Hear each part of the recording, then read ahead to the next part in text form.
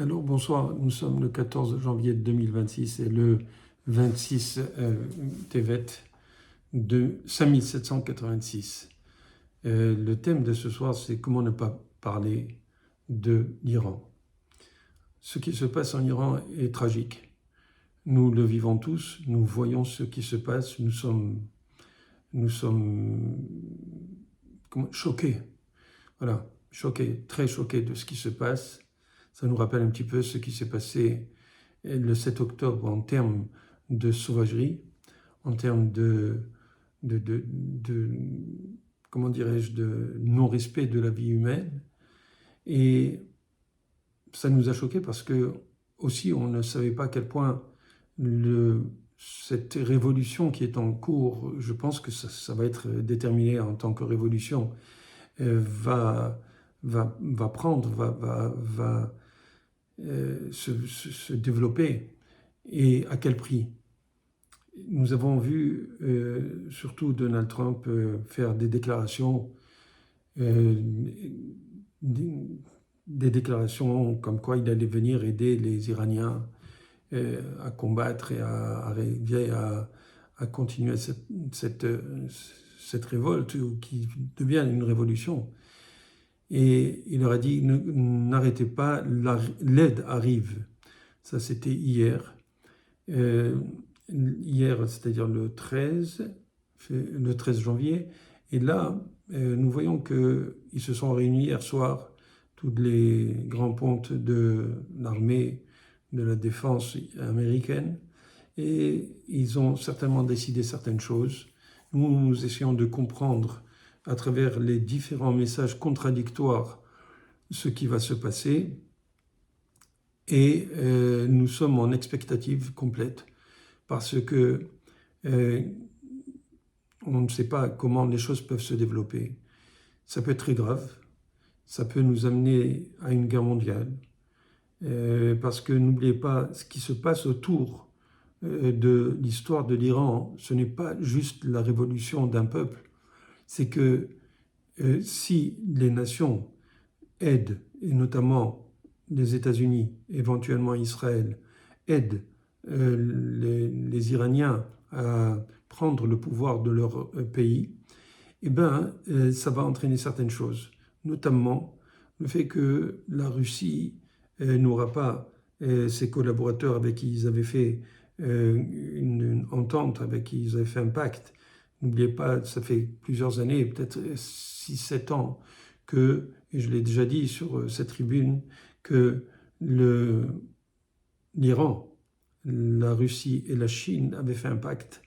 Ils avaient un sommet entre les trois, entre Xi Jinping, entre Rouhani, du temps de Rouhani qui était le président avant, et bien sûr Vladimir Poutine. Entre-temps, dans ce temps-là, les Chinois n'étaient pas à ce point-là remontés contre Taïwan. C'est sûr qu'ils n'ont jamais abandonné l'idée d'avoir Taïwan, mais ils entouraient Taïwan et ils menacent Taïwan, et jusqu'à présent ils le menacent. Et d'un autre côté, nous savons que la guerre en Ukraine a eu lieu après la guerre de Crimée, et nous savons que, pas la guerre de Crimée qu'on connaît, mais le fait qu'ils ont pris la Crimée, et que les Russes ont pris la Crimée à l'Ukraine, et bien sûr comment dirais-je, toute la guerre qui a eu lieu dans le Donbass et toute la suite, et ils n'ont pas arrêté depuis le temps parce que l'Ukraine a été aidée par l'Union européenne et par les Occidentaux qui l'ont aidé à se défendre contre Poutine. Ils ont tenu grâce à ça, et notamment le fait que Poutine ait eu de l'aide de l'Iran, puisqu'ils achètent énormément de drones, et c'est avec ces drones qu'ils attaquent l'Ukraine, et donc ils dépendent énormément de l'Iran pour cette technologie où ils excellent, et donc ils ont besoin de cela pour continuer leur guerre en Ukraine. Et étant donné, bien sûr, comme je vous ai dit, qu'ils avaient un pacte avec l'Iran, qui, elle aussi, veut rétablir son pouvoir sur le Moyen-Orient au moins. Et ben, ce qui va se passer, c'est que si cet Iran qui aspire à rétablir son empire perse, de la même manière que Poutine avec l'empire russe et que la Chine avec l'empire chinois essayent de retrouver leur gloire ancienne, ben on voit que cet Iran est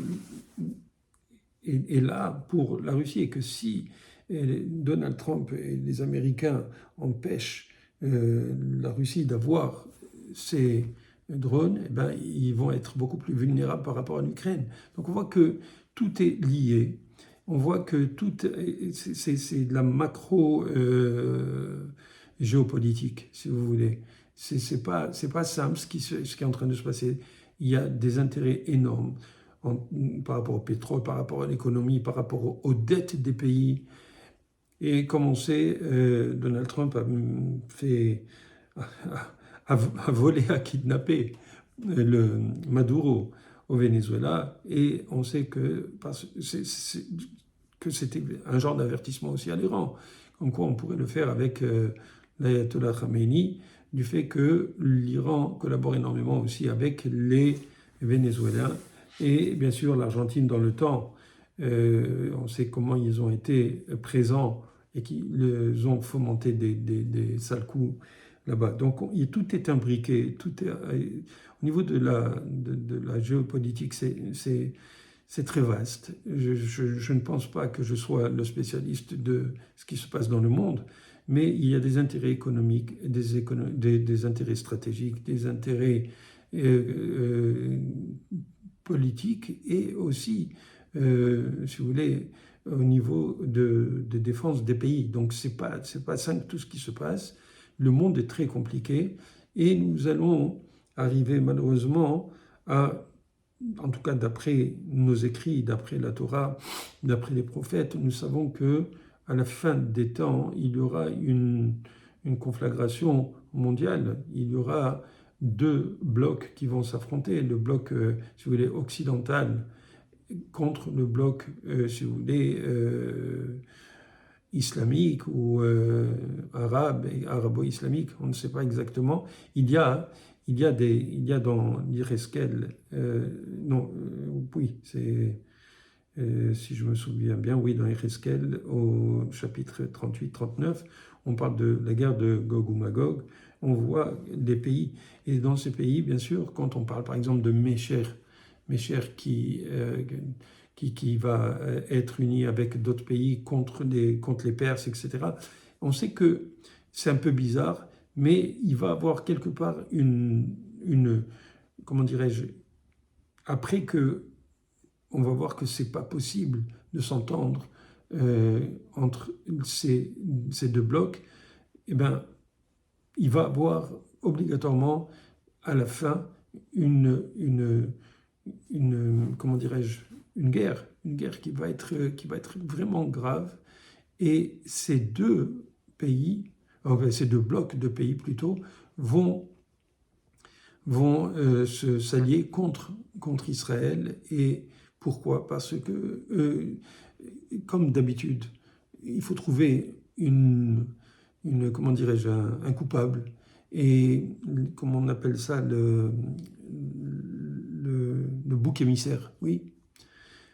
Moi, j'avais l'habitude de dire un peu avant le bouquet mystère, parce que c'est le bouquet, et ce n'est plus un mystère, que le peuple juif a toujours payé pour les erreurs et les méchancetés du monde, et malheureusement, on va éventuellement subir ces menaces qui vont venir de ces pays qui, auparavant, s'entretuaient entre eux, bien sûr entre eux, et qui vont se lier pour nous obliger à sortir de lâcher Jérusalem, de lâcher nos aspirations. On peut se demander comment ça se fait, puisqu'il y a de plus en plus qui rentrent dans les accords d'Abraham et qu'il y a de plus en plus d'accords de paix. Non, ce n'est que momentané. Et puis d'ailleurs le Malbim, il me semble c'est Yereskel, qui dit aussi que justement le Mashiach viendrait après qu'il y aura une période de calme en Israël, que Israël sera en paix avec ses voisins. Et là, à ce moment-là, viendront tous les peuples contre nous. Alors, comment les choses vont se passer? Il y a différents messages, différentes avenues à ce sujet-là, mais tout converge quand même vers ce qui va se passer en Iran. Comment dirais-je, la Guémara dans le traité Sanhedrin, ainsi que dans le traité Avodah Zarah, parle de l'Iran à la fin des temps et de Édom, c'est-à-dire les Occidentaux actuels. Donc on sait que c'est marqué dans les commentateurs sur cette Gemara de Sanhedrin, en rappelant Rashi qui dit que l'Iran va passer par Babel et va venir en Israël. Donc, et ça pendant la guerre de Gog ou Magog, donc cette guerre dont on parle qui va faire s'affronter les peuples des deux blocs dont je vous ai parlé et qui vont venir à la fin pour attaquer Israël, et Akadosh Baruch Hu va s'occuper d'eux. Ça, c'est dans Sanhedrin. Alors que dans Avodah Zarah, le traité Avodah Zarah, là-bas le Tosfot dit qu'à la fin des temps, les Iraniens ou les Perses vont être en guerre avec Édom, c'est-à-dire les descendants d'Édom qui sont les Occidentaux. Les Américains représentent les Occidentaux par le fait que, de la même manière que les Romains venaient d'Édom, les Américains viennent aussi d'Édom, ils ont le Sénat comme il y avait à Rome, ils ont l'aigle comme il y avait l'aigle romain, et de toute façon tout le monde utilise l'aigle, que ce soit l'Égypte, que ce soit même le Hamas, que ce soit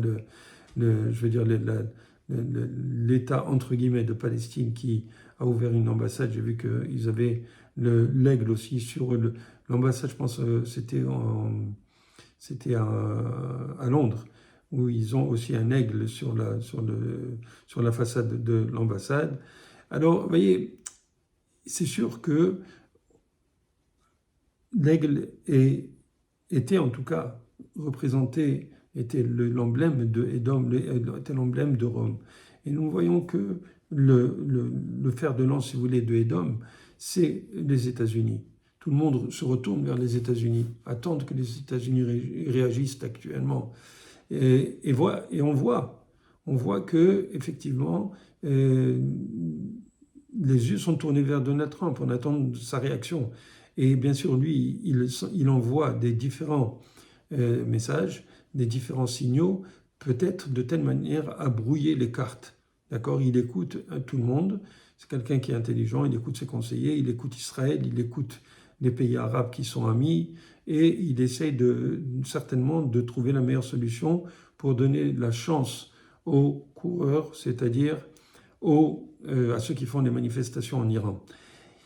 Et comme je vous disais, dans le traité Avodah Zarah, Tosfot dit qu'à la fin des temps, Édom va gagner sur le combat contre la Perse, et cela juste avant que le Mashiach ne se dévoile. Donc on voit que tout converge vers une fin heureuse, j'espère, bien que ça va nous faire peur. Comme je vous disais, il y a énormément de différents intérêts pour les grandes nations qui, chacune, veulent tirer les marrons du feu, veulent regagner leur empire, que ce soit, comme je vous ai dit, les Chinois, que ce soit les Perses, que ce soit les Chinois, et bien sûr l'Empire américain, et bien sûr aussi nous avons, et c'est là où ça va de mal en pire, pour faire une petite blague au passage, que nous voyons que la Turquie, elle aussi, aspire à retrouver l'Empire turc, l'Empire de Constantinople dans le temps. Et donc on va voir que là, tout est en train de se placer, chacun prend sa place, et on sait que Akadosh Baruch Hu, c'est écrit dans la Gemara que Akadosh Baruch Hu, à la fin des temps, va comment dirais-je, va venger tout le mal qu'on a fait à Israël. Effectivement, chacun, ceux qui ont fait du mal, ils vont recevoir les coups qu'ils doivent recevoir à travers cette guerre de Gog ou Magog. Et on sait qu'il y a différentes prophéties. Il y a les prophéties de Heskel, celle de Zecharia. Celle de Zecharia fait encore plus peur que celle de Heskel, parce que celle de Heskel, il faut comprendre que quand on voit des armées énormes qui viennent pour nous attaquer, eh ben, on va être très, très, très anxieux. C'est le moins qu'on puisse dire.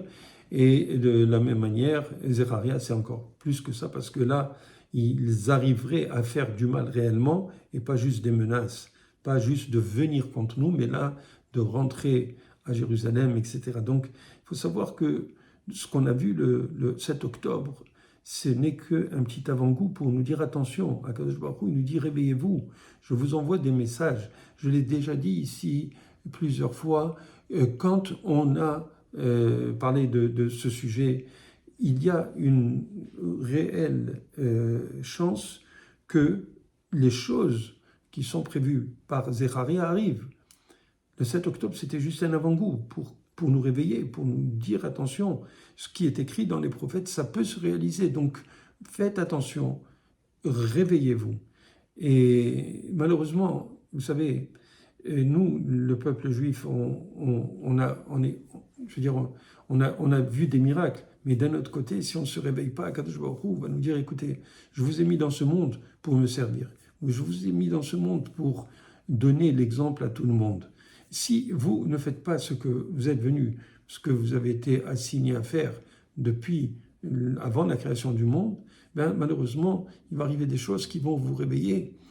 Et si on ne se réveille pas, si on ne s'est pas réveillé assez le 7 octobre, je pense qu'on s'est assez réveillé. On voit que le peuple juif se rapproche, prend conscience. Nous avons vu comment même des gens qui étaient capturés, qui étaient captifs chez le Hamas, ont retrouvé la foi dans les tunnels. On voit comment les Béné Israël en Israël et aussi en dehors reviennent à la foi. Mais ce n'est pas assez. Il faut qu'il y ait plus que cela. Vous savez, nous sommes dans la parashat Vaïra, on voit que quoi? Que Akadosh Baruch Hu commence à envoyer les 10 plaies. On voit que, on voit Dam, la plaie du sang, Tsefardéa, etc. Et on n'est pas assez, on croit que ce sont des histoires, comment dirais-je, des légendes. Et je ne pense pas que les Juifs pensent que ce soit des légendes, parce qu'on n'est pas venu de n'importe où et de n'importe quoi, non. On a eu cette histoire, nous le savons, nous le fêtons à Pessah, et pratiquement tout le peuple le fait, même s'ils ne sont pas très pointilleux sur le Hametz et sur les mitzvot, mais on a toujours cette conscience que nous sommes un peuple et que nous sommes le peuple que Dieu a choisi et à qui il a fait des miracles extraordinaires. Alors, bien sûr, avant qu'il y ait ces miracles, avant de voir toutes ces merveilles, et nous avons souffert pendant 86 ans d'esclavage énorme. Ce n'est pas 400 ans, c'est à partir du moment où les Béné Israël ont été réellement, quand il y a eu le nouveau roi qui ne connaissait pas Yosef, enfin, comme ce qu'on a vu la semaine dernière dans la paracha. Et là, pendant 86 ans, ils ont souffert énormément. Après 86 ans d'esclavage, d'asservissement, ils ont crié à Akadosh Baruch Hu. Et Akadosh Baruch Hu leur a envoyé. Mais même comme ça, on sait que ce n'est qu'un cinquième des Juifs qui sont sortis, au maximum, hein, je dis bien un cinquième qui sont sortis d'Égypte, qui ont accepté, qui ont voulu sortir d'Égypte. Alors imaginez un petit peu ce qu'on est en train de vivre. En fait, on s'est écrit que de la même manière que les choses se sont passées en Égypte, alors il va avoir la rédemption finale. Et là, on est en train de voir que, effectivement, après que nous soyons revenus en Israël, que nous ayons notre État, que nous avons notre armée, que nous avons notre économie, et que on a l'impression que on a l'impression qu'on est souverain, mais on n'est pas souverain, on est encore en galoute. Cette galoute s'appelle le galoute Ishmaël, c'est l'exil d'Ishmaël. Parce que Ishmaël nous a fait souffrir depuis que nous sommes arrivés sur cette terre.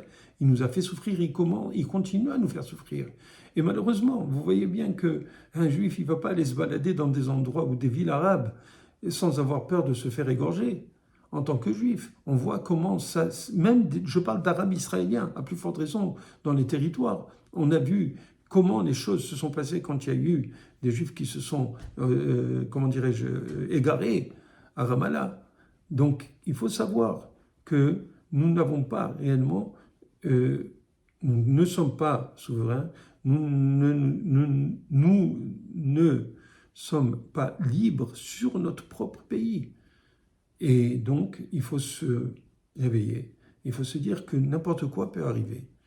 Et là, les choses sont beaucoup plus graves parce que, au niveau stratégique, Israël veut s'assurer qu'elle ne va pas être attaquée par ses voisins. Donc, elle impose un certain agenda au niveau de la défense, au niveau de l'armée et au niveau de la région. D'accord? Mais à un moment donné, il y a des intérêts, toutes les nations qui sont autour. Et on n'a pas fini avec tous ces pseudo-accords. On ne sait pas comment les choses vont finir. Alors, tout cela laisse un certain brouillard. Mais même si on laisse ça de côté, tout ce développement de ce qui se passe en Israël, mais qu'on ne peut pas détacher complètement de ce qui se passe avec l'Iran actuellement, puisque Israël est impliqué. On le sait que Israël, le Mossad est en Iran, le Mossad aide les révolutionnaires.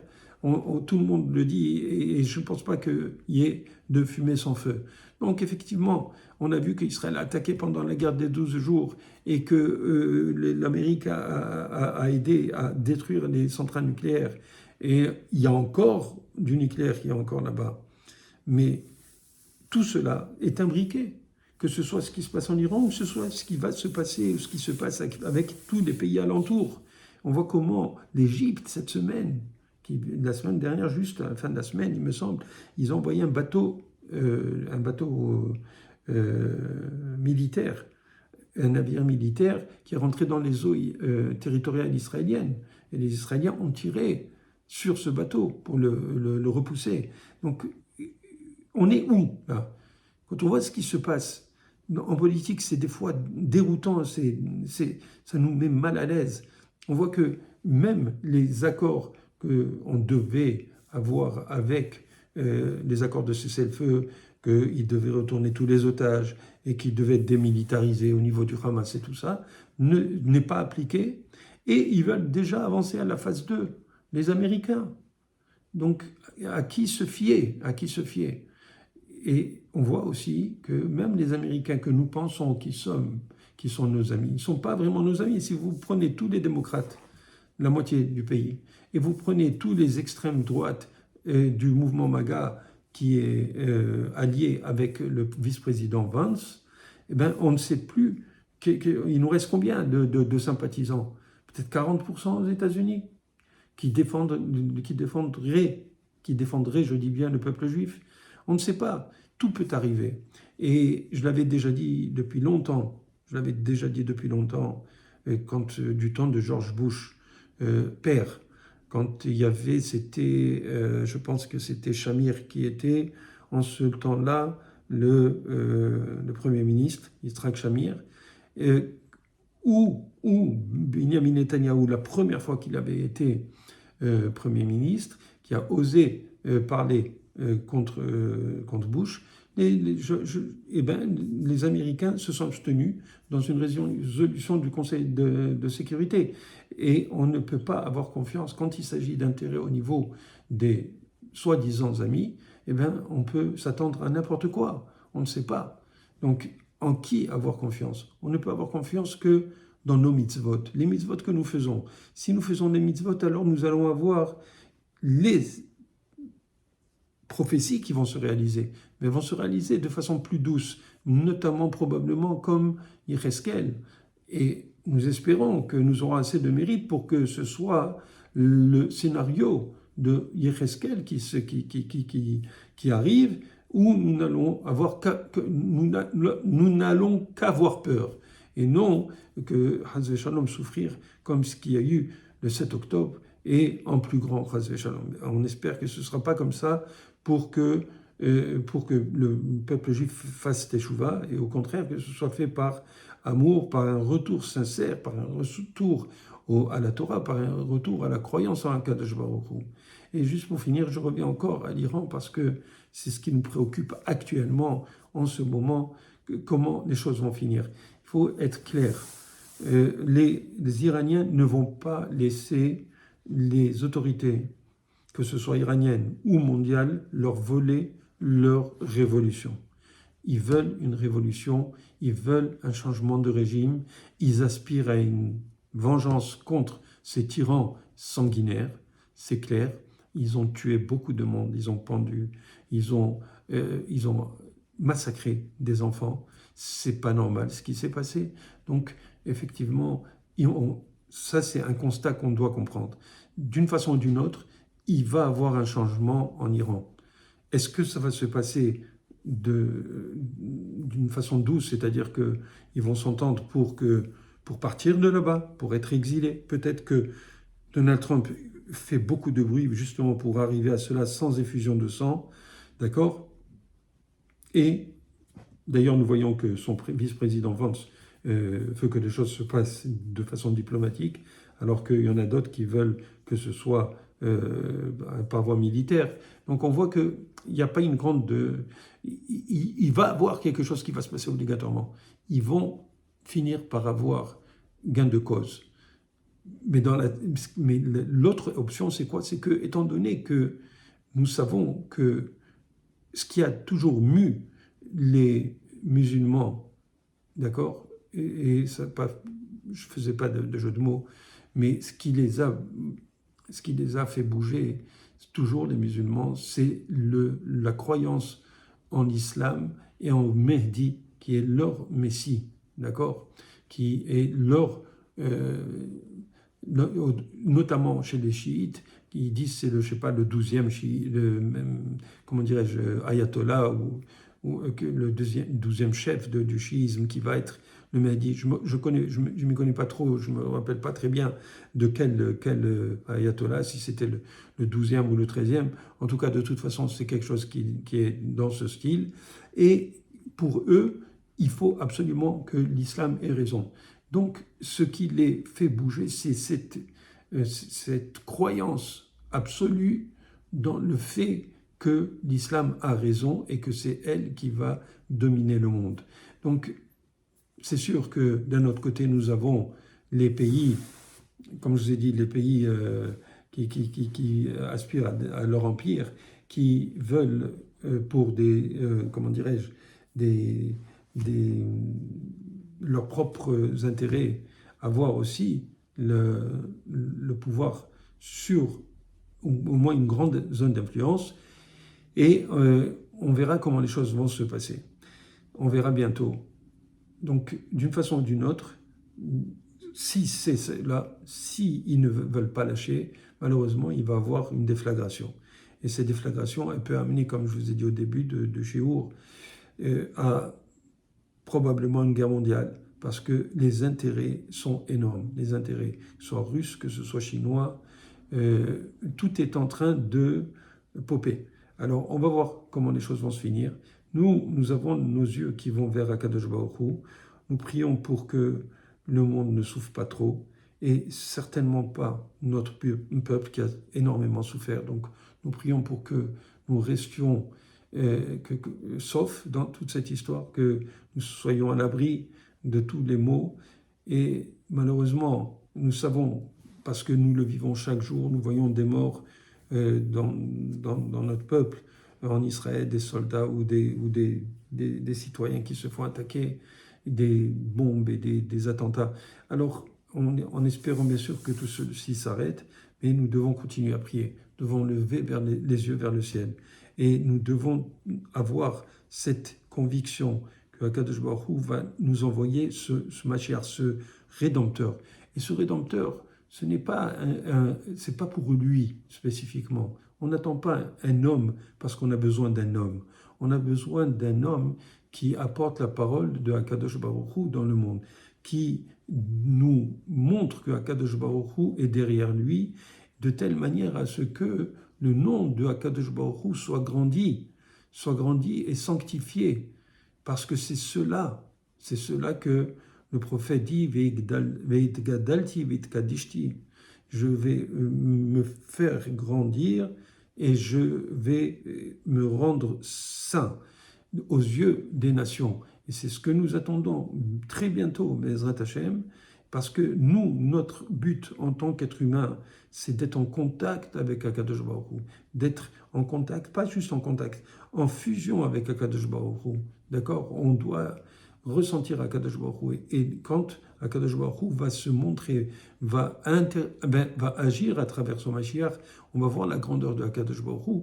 Et là, de plus en plus, la Toum'a, tout le mal, va disparaître du monde. Et à ce moment-là, nous serons, bien sûr, Bezrat Hashem, en contact beaucoup plus étroit avec Akadosh Baruch Hu. Et c'est ce à quoi nous aspirons pour jusqu'à la fin des temps, qui est en fin de compte infini, parce qu'après que le Mashiach vienne, il y a tout un programme. D'accord? Il y a la résurrection des morts, il y a le Olam Haba, etc., qui ne finit pas. Alors voilà, Bezrat Hashem, prions pour nous-mêmes, prions pour que nous soyons proches de Akadosh Baruch Hu, prions pour notre peuple qui ne subisse pas de traumatisme, et prions pour la paix du monde, parce que c'est ce que le Mashiach va faire, il va ramener la paix aussi dans le monde, et tout le monde va comprendre qu'il est le messager de Akadosh Baruch Hu. Voilà.